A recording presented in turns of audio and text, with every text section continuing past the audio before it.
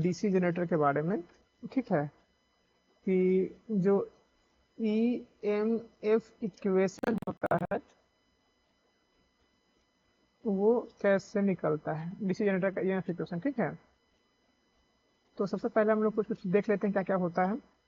तो उस दौरान सबसे पहले आप देखिए, सपोज करिए ये पोल है, ठीक, और ये पोल इस तरीके से चौड़ी होगी, ये उधर गई होगी। अब सपोज करिए इसमें एक कंडक्टर है,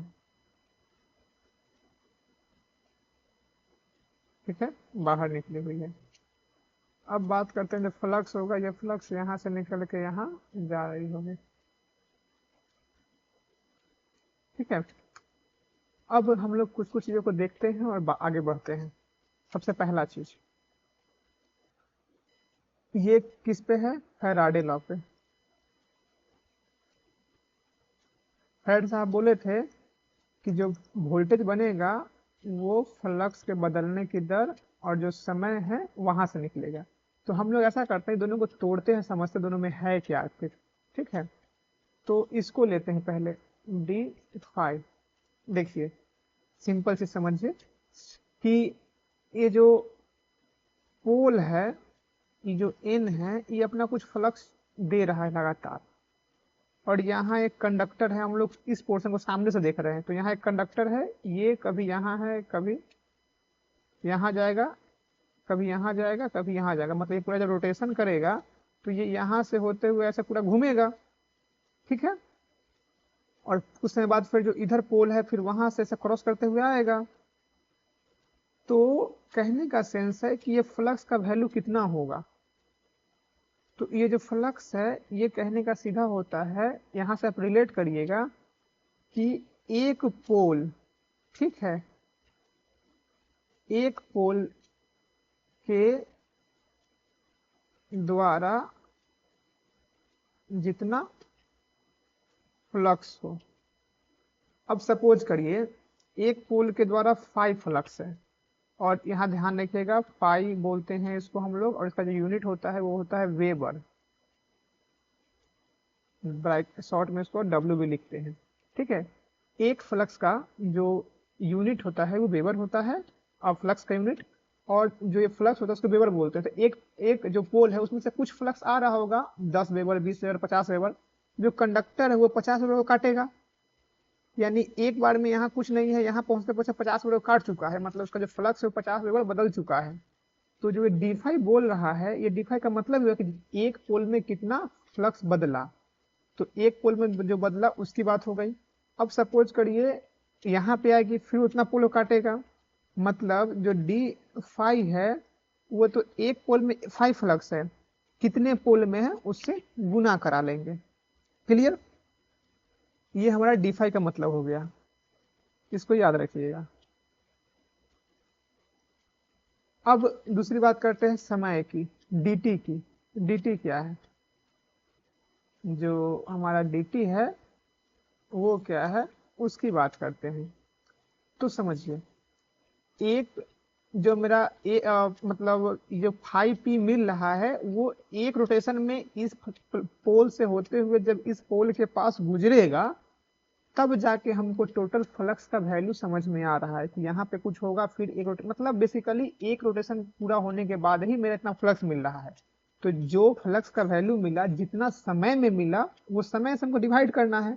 वो समय क्या है, एक रोटेशन में लगा समय, यानी एक चक्कर में लगा समय। अब समझिए n स्पीड से चल रहा है, ठीक है। एक चीज ध्यान रखिएगा, जैसे फ्लक्स को हमको वेबर में देना था वैसे ही इसको हमको सेकेंड में देना है। अगर मान लीजिए n सेकेंड से, n सेकेंड यानी n रिवॉल्यूशन, रिवॉल्यूशन मतलब चक्कर पर सेकेंड में घूम रहा है, एक सेकेंड हुआ वो n चक्कर लगा लिया, एक चक्कर, 10 चक्कर, 20 चक्कर, जैसा आप स्पीड चलाए उसके लिए हो गया, ठीक है। n सेकेंड में एक चक्कर, सॉरी हाँ, एक n चक्कर 1 सेकेंड में लगा रहा है। तो एक चक्कर कितना देर में लगाएगा,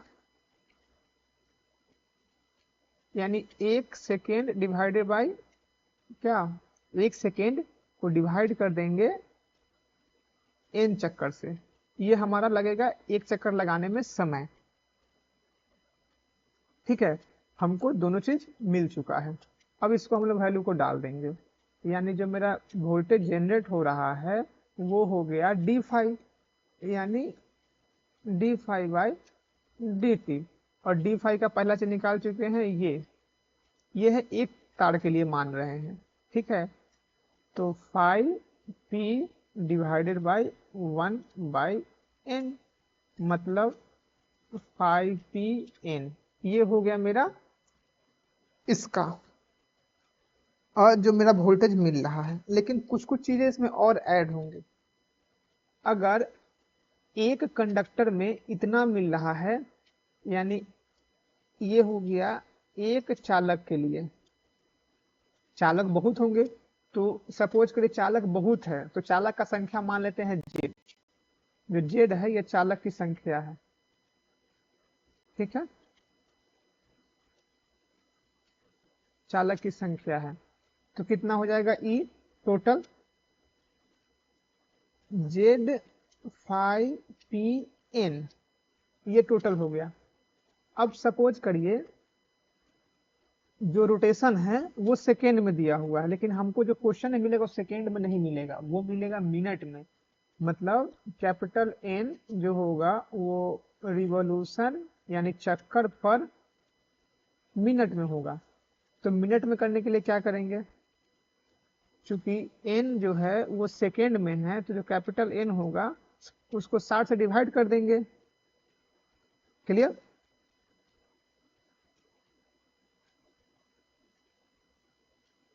ये हो जाएगा। यानी अगर कैपिटल एन लिखना है, हटाना है, तो एन इंटू 60 लिख देंगे। ठीक है,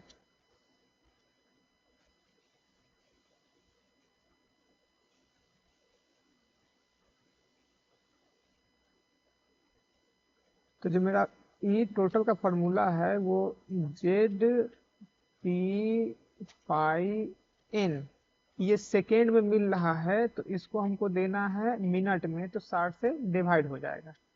ठीक है, ये जो मिला हमको यही हो गया मेरा ईएमएफ इक्वेशन। ठीक है, ठीक,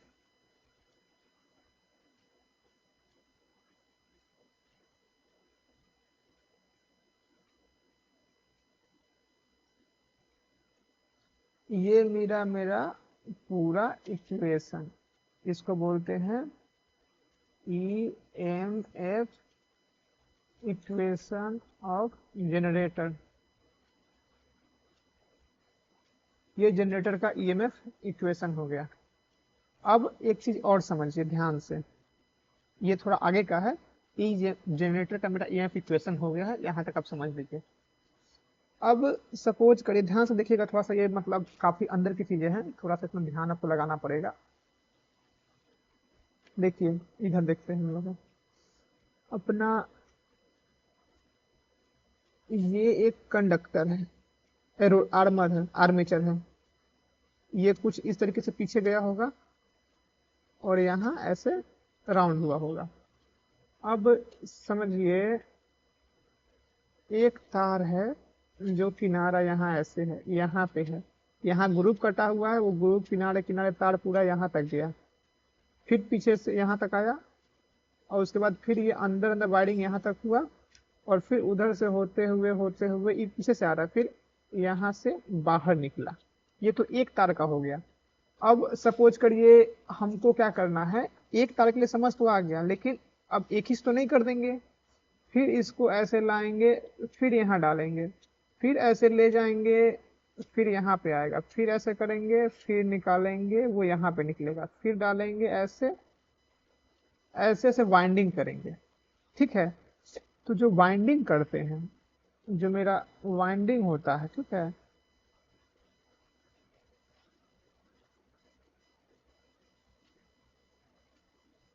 वाइंडिंग के आधार पे वोल्टेज का वैल्यू चेंज होगा, तार कैसे जुड़ा हुआ है उसके आधार पे। एक होता है लैप वाइंडिंग,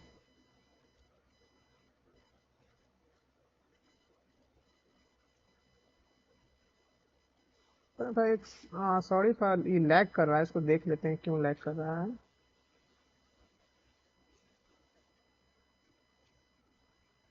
लैग तो नहीं करनी चाहिए।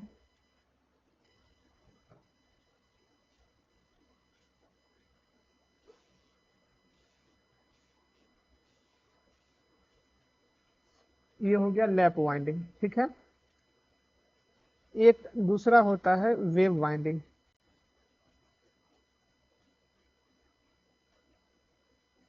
इसको हिंदी में वैसे ही लिख लीजिएगा लैप, ठीक है। इसको बोलेंगे वेव, वेव वाइंडिंग, ठीक है। अब ध्यान से रखिए, समझिएगा। हम जो वैल्यू निकाले हैं करंट वोल्टेज का, वो यहाँ से लेके यहाँ तक, यहाँ से इतना में जो भी ये जो यहाँ से यहाँ तार है, इस तार में जितना वोल्टेज मेरा बना उसकी बात कर रहे हैं। तो सपोज करिए ये एक तार लेते हैं यहाँ तक,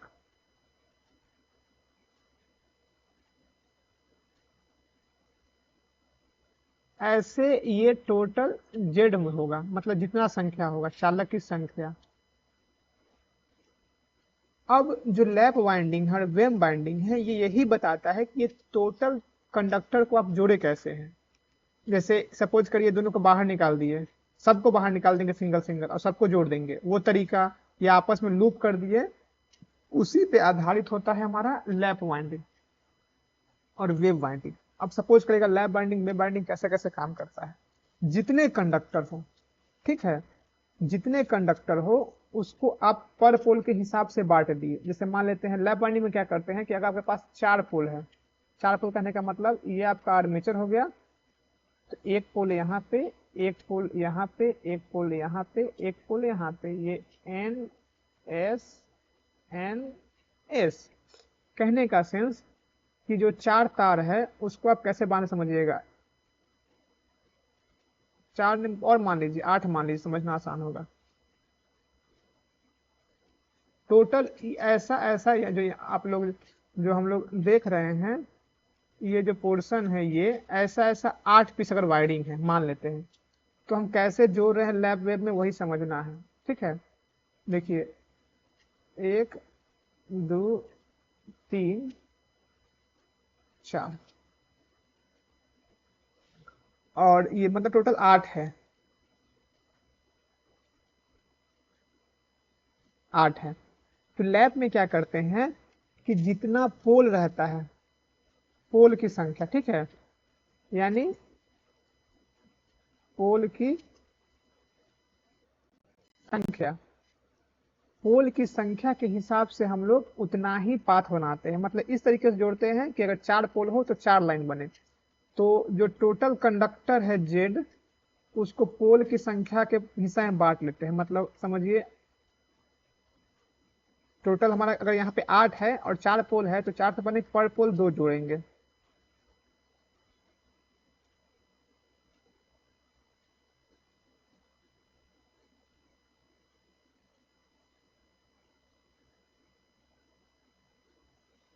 ऐसे इस सब को एक जगह कर देंगे, इस सब को एक जगह कर देंगे बाइंडिंग, कुछ इस तरीके से करेंगे। तो जो मेरा वोल्टेज बनेगा, वोल्टेज तो बना क्या कि टोटल जेड में पोल से डिवाइड कर दो, उतना ही बना। वेब में क्या करते हैं कि नंबर ऑफ पोल कुछ भी हो, हम 2 ही पाथ बनाते हैं।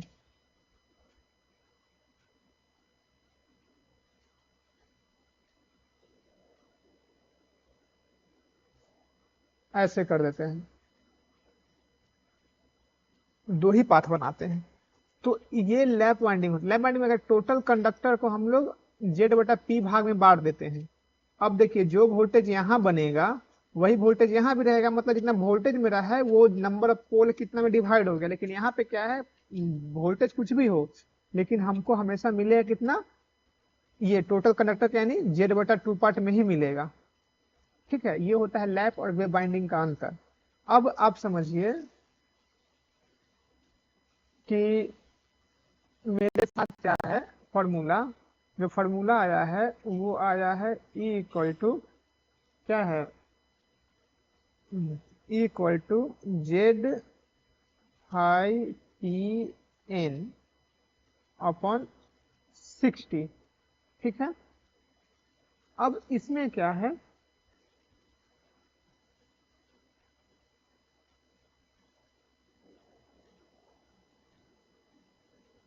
Z five P N upon 60 ए।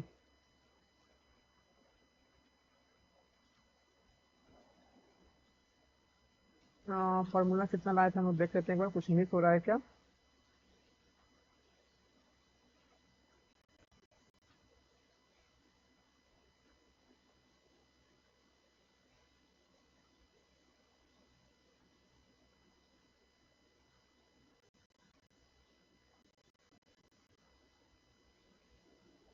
हाँ ठीक है, नहीं सही है सही है सही है। ये फॉर्मूला मेरा आया था। ठीक है, अब एक नंबर मानते हैं जब लैप वाइंडिंग हो।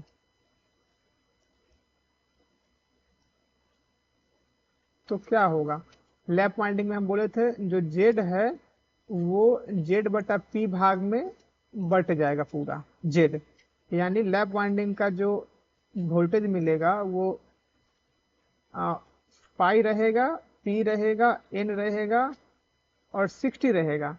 लेकिन जो जेड है वो जेड बटा पी में डिवाइड हो जाएगा, पी से ये कट जाएगा, बचेगा क्या, 5 n z/60। ये हमारा लैप वाइंडिंग बनेगा। ठीक है, 5 z/n/60। अब दूसरा लेते हैं वेव वाइंडिंग।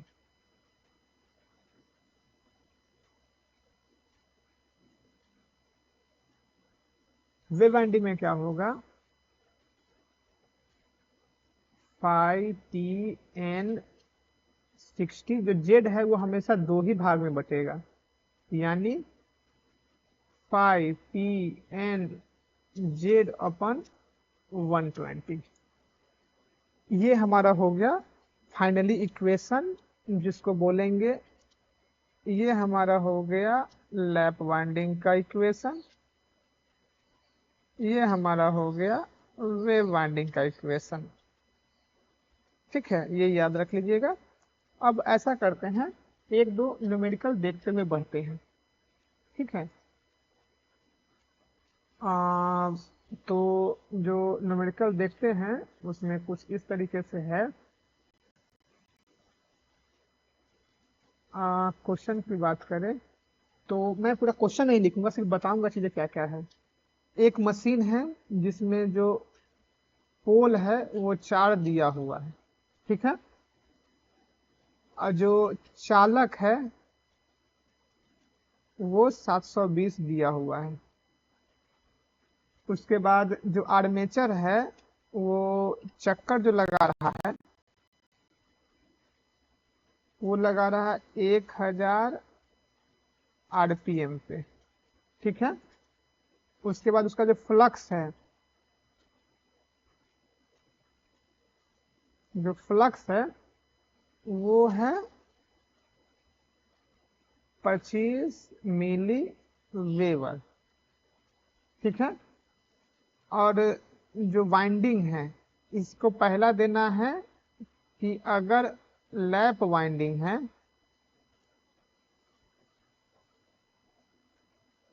तो हमको कितना मिलेगा वोल्टेज, और दूसरा अगर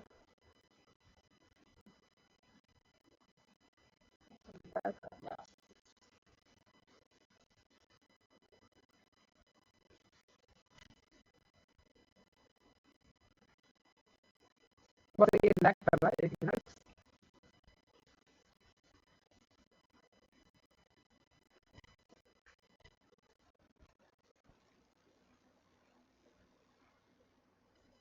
अब हो गया वो सर, चार्ज ऑन नहीं था इससे लैग कर रहा था, वो अब नहीं करेगा। ये जो अब दूसरा क्या है कि अगर वेव वाइंडिंग है, ठीक है, वेव वाइंडिंग है तो मुझे वोल्टेज क्या मिलेगा। तो सबसे पहले हम लोग देख लेते हैं कि हमारे पास क्या क्या दिया हुआ है।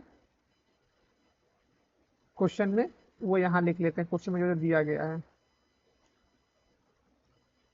पहला दिया हुआ है, जो दिया हुआ है p बराबर 4, चालक मतलब z बराबर 720, जो स्पीड दिया हुआ है वो 1000 आरपीएम में दिया हुआ है, रिवॉल्यूशन पर मिनट। जो फाई दिया हुआ है वो 25 मिली वेबर दिया हुआ है। इसको कन्वर्ट कर लेंगे वेबर में, चूंकि फॉर्मूला हमेशा वेबर में रहता है। वो क्या हो जाएगा, 25 इंटू 10⁻³ वेबर। ओके, और ये दिया हुआ है। अब हम लोग पहला केस लेते हैं, लैप वाइंडिंग। लैप वाइंडिंग का फॉर्मूला क्या है, जो EL बराबर है वो πZN/60। पाई का वैल्यू कितना है, 25 × 10⁻³ जेड कितना है 720, और एन कितना है 1000 डिवाइडेड बाई 60। ये 1000 को नीचे हम लोग लिख सकते हैं माइनस में, इसलिए यानी इससे ये कट जाएगा। ठीक है, ये 0 से ये कट जाएगा, तो जो वैल्यू मिलेगा ये 6 से 12 में से 12 छक 72, यानी 25 × 12 जो मिलेगा वो हमको वैल्यू मिलेगा। ओके, अब इसको गुना कर लीजिए, 25 × 12, 12 × 25 60, 0, 12 दूना 24 और 6 30, 300 वोल्ट। यानी जो लैप बाइंडिंग का वोल्टेज मिलेगा वो मिलेगा 300 वोल्ट। ये मेरा हो गया पहला सॉल्यूशन। अब बात करते हैं दूसरा पे आते हैं, वेव बाइंडिंग की। तो हमने देखा वे का फॉर्मूला क्या है, 5PNZ/120। फाई क्या है हमारा, 25 × 10⁻³ पी कितना है, पी मेरा 4 है। एन कितना है, एन मेरा 1000 आरपीएम है। ठीक है, देखते रहे सबको लिखा हुआ है। और जेड कितना है, जेड 720 है, और डिवाइडेड बाई है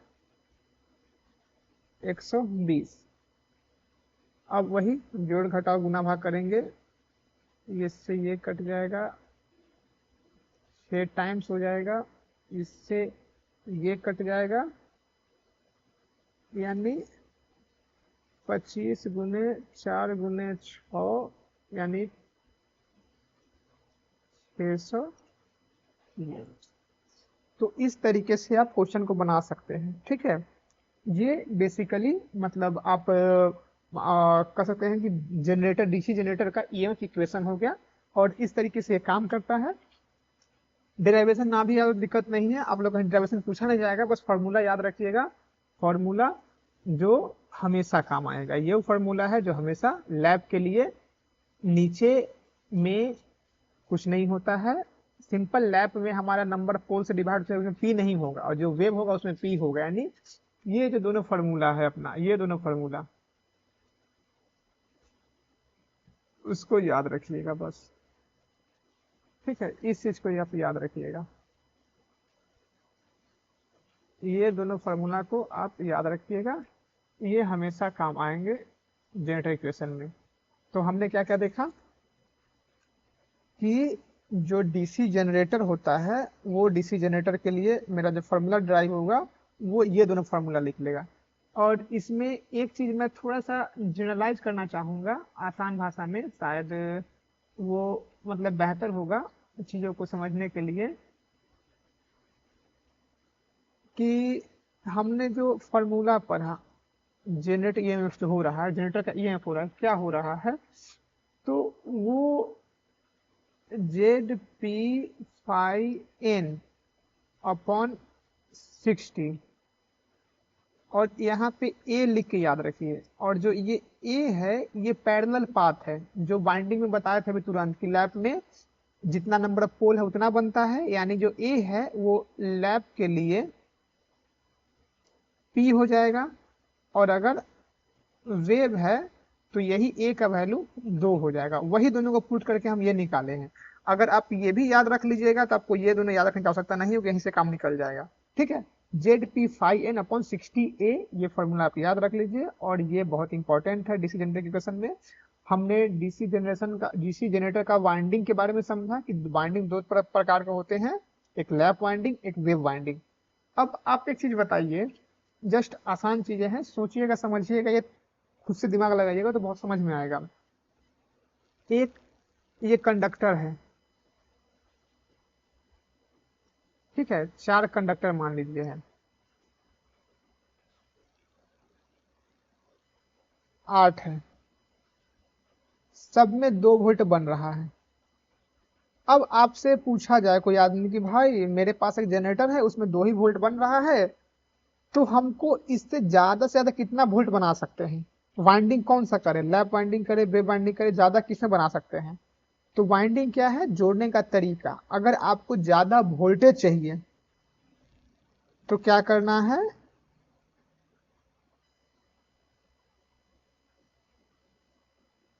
सोचिए क्या करना है बताइए।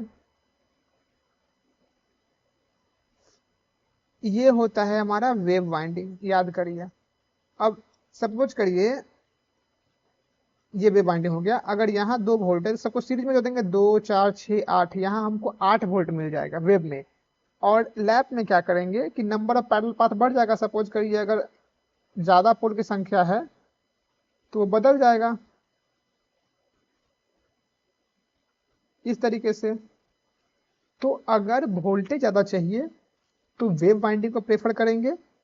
वोल्टेज करंट ज्यादा चाहिए, देखिए अब यहाँ से 2 वोल्ट है, अगर ये जो करंट ज्यादा 2 एम्पियर, यहाँ से 2 एम्पियर, यहाँ से 2 एम्पियर, यहाँ से 2 एम्पियर, तो करंट अगर ज्यादा है तो हमको चाहिए लैप वाइंडिंग। तो ध्यान रखिएगा, वाइंडिंग किस लिए करते हैं, कैसे करते हैं। जब हमें वोल्टेज की आवश्यकता हो, ज्यादा ज्यादा वोल्टेज की आवश्यकता हो तो हम लोग करेंगे lap winding, sorry wave winding. और जब हम लोगों को ज्यादा करंट की आवश्यकता हो तो नंबर जितना पैरेलल पाथ रहेगा उतना करंट बनेगा, तो लैप वाइंडिंग। ये चीज बहुत इसमें क्वेश्चन बनता है कि हाई वोल्टेज चाहिए तो कौन सा वाइंडिंग यूज करेंगे, हाई करंट चाहिए तो कौन सा वाइंडिंग यूज करेंगे, ऐसा करके ये क्वेश्चन बहुत बनता है। ठीक है, आज के लिए इतना ही, थैंक यू। नेक्स्ट वीडियो में हम लोग आएंगे कुछ कॉन्सेप्ट लेकर के जो जनरेटर के टाइप होते हैं उस पर। और उसके बाद फिर हम लोग इसका लगभग जितने न्यूमेरिकल होंगे बहुत सारे न्यूमेरिकल सॉल्व करेंगे। और न्यूमेरिकल खैर आप खुद से भी खोज के बनाइए, हम लोग जब एमसीक्यू करेंगे उसमें न्यूमेरिकल्स का सॉल्व करेंगे। तब तक के लिए थैंक यू।